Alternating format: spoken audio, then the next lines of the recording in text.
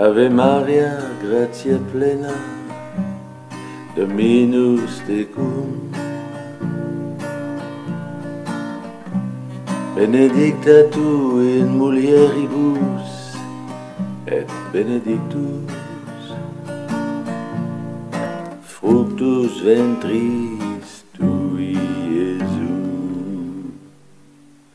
Sancta Maria, Mater Dei, ora pro nobis peccatoribus, nunc et in hora mortis nostre. Ave Maria. Alléluia. Alléluia.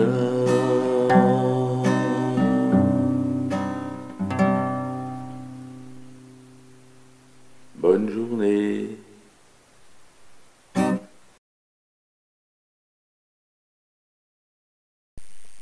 Au nom de l'amour du Père, de la paix du Fils et de la joie du Saint-Esprit, ainsi soit-il. Alors, chers amis, aujourd'hui, chers frères et sœurs, chers pères, eh bien, nous sommes le 11 juillet et j'aurais souhaité vous parler un peu plus précisément de l'hérésie protestante, on va dire ça comme ça, parce que je n'ai pas peur de penser que les 5 plaies du Seigneur sont la première, la plaie juive, parce que c'est quand même les Juifs qui ont mis à mort notre Seigneur. Bien sûr, ils n'étaient pas tous mauvais, mais quelque part, comme je l'ai déjà dit dans une de mes homélies, il n'y avait pas non plus que des bons Juifs. Alors la deuxième plaie, bien sûr, c'est la plaie orthodoxe, parce qu'il y a eu la séparation entre l'Église de Rome et l'Église de Constantinople, qui a fait beaucoup de mal et qui a été très douloureuse pour notre Seigneur Jésus. La troisième plaie, eh bien évidemment, c'est la plaie, je dirais, islamique de Mahomet, parce que nos amis musulmans ne reconnaissent pas, bien sûr, Jésus comme Dieu, comme roi et comme fils de Dieu. Ils ne l'admettent que lointainement comme un prophète, ce qui n'est pas notre cas. Alors, la quatrième plaie, bien sûr, on va en parler, c'est la plaie protestante, vers l'année 1500, etc., avec l'hérésiarque Luther. Et la cinquième plaie du Seigneur, ça la pire, je pense, eh bien, c'est la plaie, je dirais, franc-maçonnique, puisque la franc-maçonnerie a aussi été déclenchée en 1717, bien avant la Révolution française, qui était en 1789, et qui avait été fomentée d'ailleurs par la franc-maçonnerie, et qui a fait depuis, on va dire, 233 ans, beaucoup de mal, et c'est la plaie du cœur pour notre Seigneur.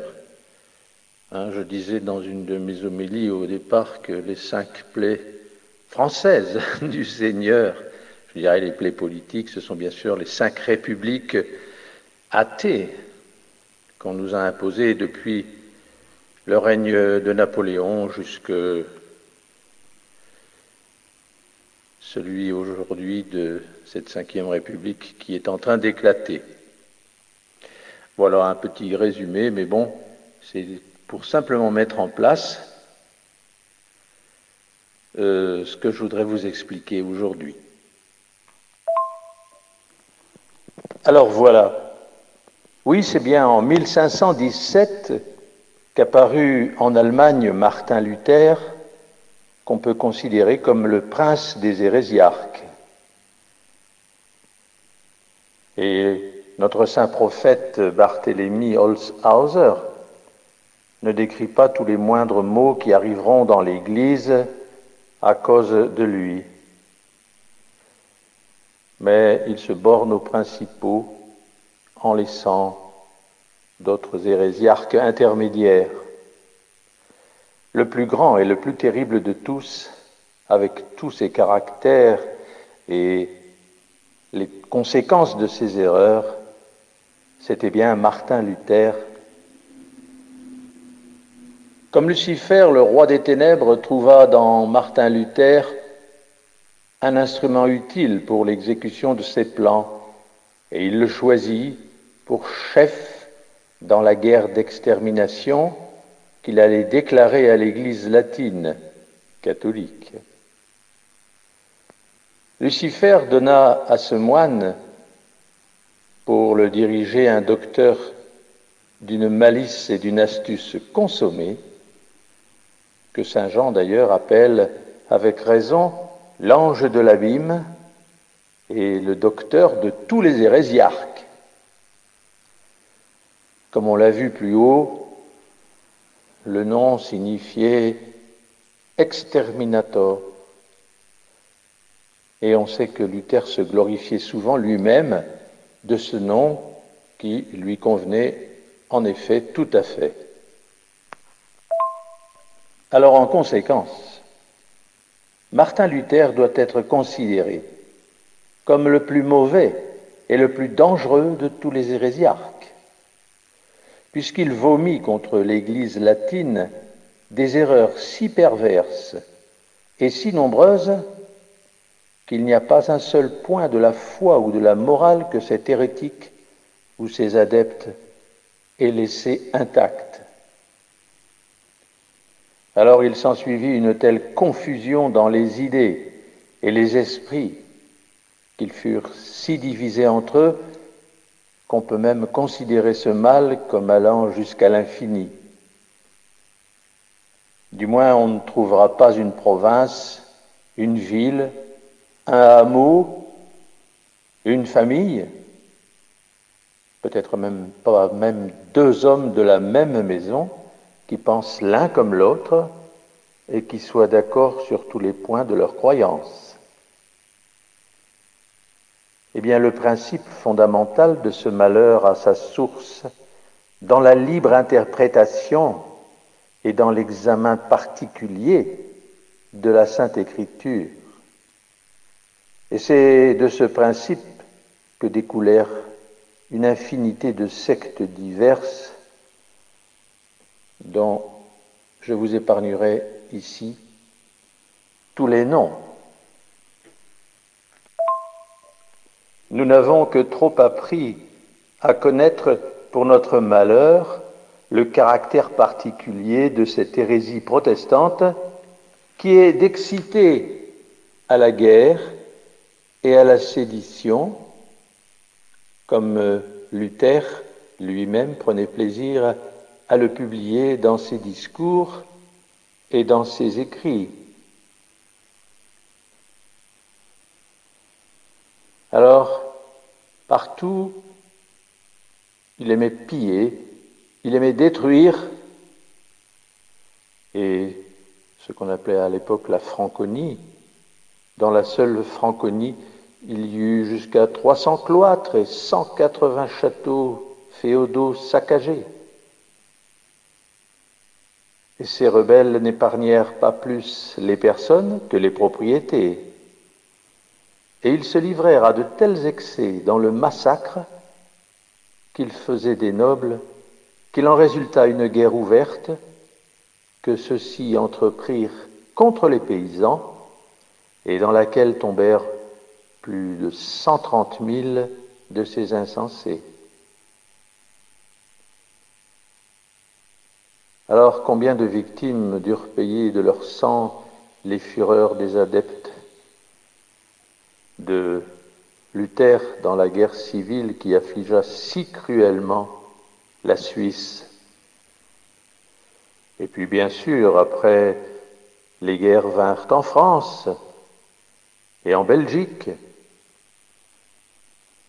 et elles durèrent depuis l'an 1595. Et puis il y a eu la guerre de Smalcade en 1547, la guerre de Livonie, le massacre de la Saint-Barthélemy, que beaucoup connaissent, et la guerre était excitée par un moine qui s'appelait Calvin, qu'on a d'ailleurs pris pour un dictateur. Et enfin, il y a eu la guerre des protestants, proprement dite, où on appelait ça la guerre de 30 ans, qui commença en l'an 1618 et qui dura sans interruption jusqu'au déplorable traité de paix qui fut funeste à la religion catholique l'an 1650. Alors oui, combien de milliers de catholiques perdirent la vie un peu partout, en Angleterre. L'esprit de cette hérésie fut si sanguinaire qu'il n'épargna pas même les propres rois et les propres princes. Et nous en trouvons un horrible exemple donné tout récemment par les Écossais qui trahirent et livrèrent leur souverain légitime qui s'appelait Charles Stuart, et par les Anglais qui le firent décapiter par sentence publique sans même l'avoir entendu. L'hérésie de Luther causa à l'Église catholique et à l'Empire romain 3 grands et horribles fléaux qu'on pourrait comparer à 3 pestes. Alors, le premier fléau fut la confusion et l'obscurcissement des vérités de la foi, provenant d'erreurs opposées entre elles et dont la variété étonne encore autant que le nombre. Le sens légitime de l'écriture fut presque entièrement corrompu par Luther, et bien sûr ses impies adeptes. Les versions de la Bible furent éditées en si grand nombre et si peu étaient conformes les unes aux autres qu'on ne savait plus, à l'époque déjà, ce qu'on devait croire ou rejeter. Le second fléau fut comme un grand incendie allumé dans les esprits des hommes qui arrivèrent à un tel degré d'irritation qu'on les vit s'insurger les uns contre les autres, les États contre les États, les royaumes contre les royaumes. Tant d'horribles et de cruels massacres qui se succédaient les uns aux autres, sans interruption et pendant si longtemps, coûtèrent la vie à des centaines de milliers d'hommes. Telle fut la terrible conséquence de cette liberté, ou bien plutôt de cette licence qu'on prêchait au peuple pour les persuader que ni les hommes, ni même les anges n'avaient aucun droit de leur imposer des lois qu'autant qu'ils voulaient bien les accepter. Le célibat était appelé une tyrannie, on livrait au mépris le pouvoir et la juridiction du souverain pontife, des évêques et des prélats de l'Église. Et bien sûr, on violait tous les préceptes ecclésiastiques. On attribuait aux princes temporels le droit de s'emparer des biens, des principautés et des dignités de l'Église, ne réservant aux prêtres que le seul droit d'être entretenus. Les inférieurs se révoltaient contre leurs supérieurs et secouaient le joug du Seigneur. Les ecclésiastiques eux-mêmes se dépouillaient de leurs costumes pour se marier. Les princes et les nobles se mirent à haïr le souverain pontife, les évêques et tous les prêtres, et ils dépouillèrent les évêchés, les prébendes, les bénéfices, les monastères, etc., etc. Et lorsque l'empereur voulut les en empêcher, ils prirent les armes et ils se révoltèrent contre lui. Alors je voudrais vous épargner la dramatique liste qui, depuis 1525 jusqu'à environ 1650, s'est vu en Angleterre, en Écosse, en Irlande et en Allemagne. Alors, quiconque examinera attentivement et sans passion la cause de ces malheurs, eh bien, sera forcé de l'attribuer uniquement à cette affreuse hérésie.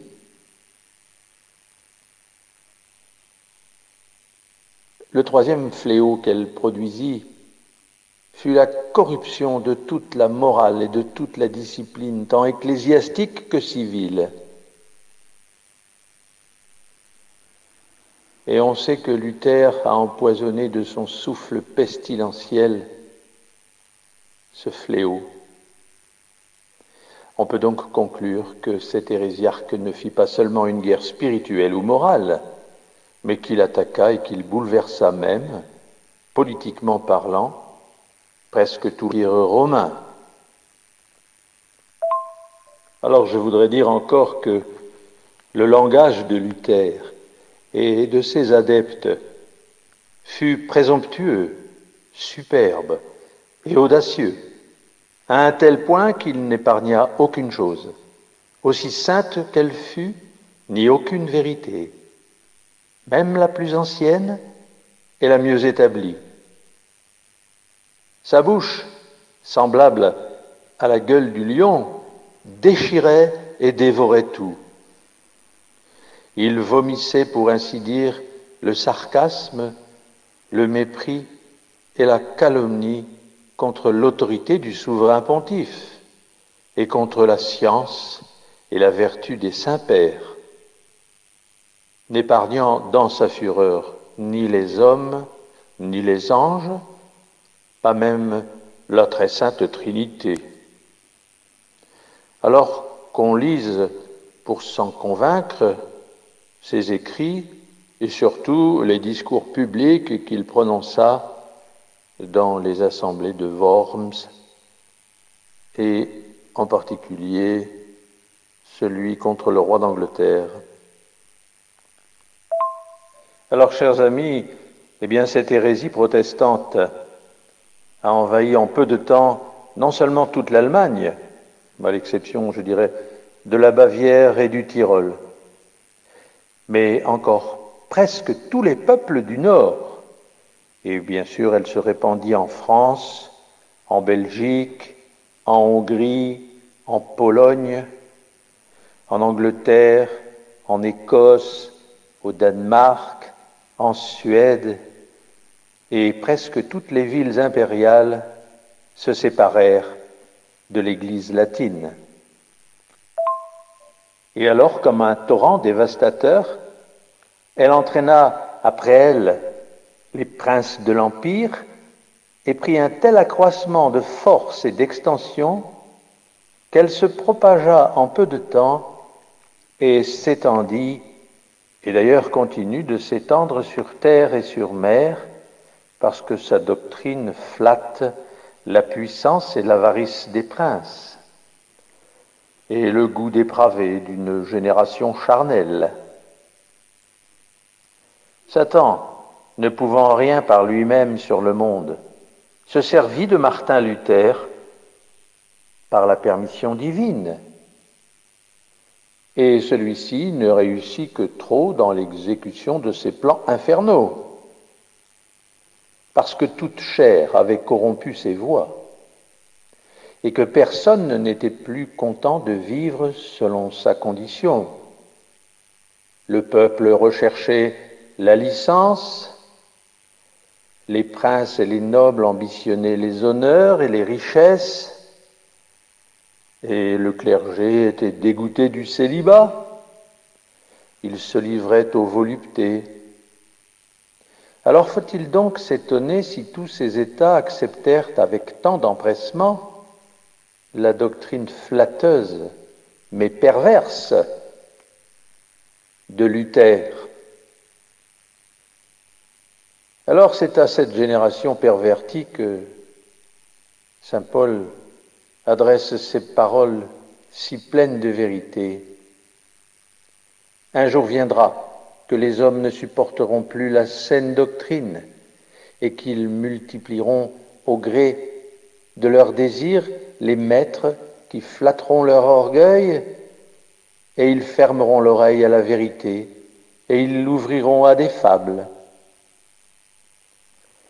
Oui, mes frères et sœurs, les assertions de Luther étaient si extravagantes que tout homme sensé doit être saisi d'étonnement de voir de si grands monarques en être épris.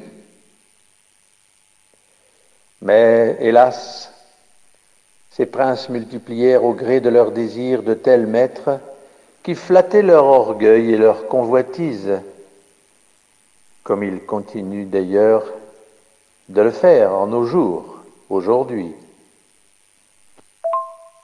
Alors oui, cette hérésie de Luther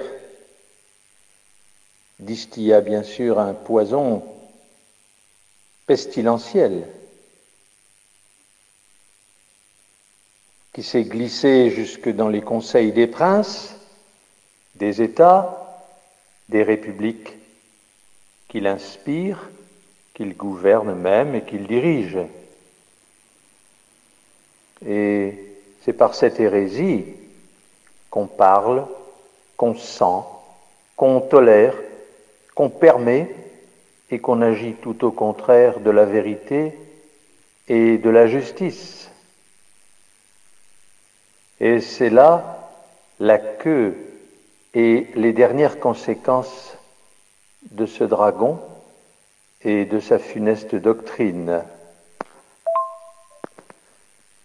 Car, mes chers amis, c'est en effet par l'infusion de cette essence dans les esprits et les cœurs que Lucifer parvint à empêcher la vraie réforme et la conversion du monde à la foi catholique.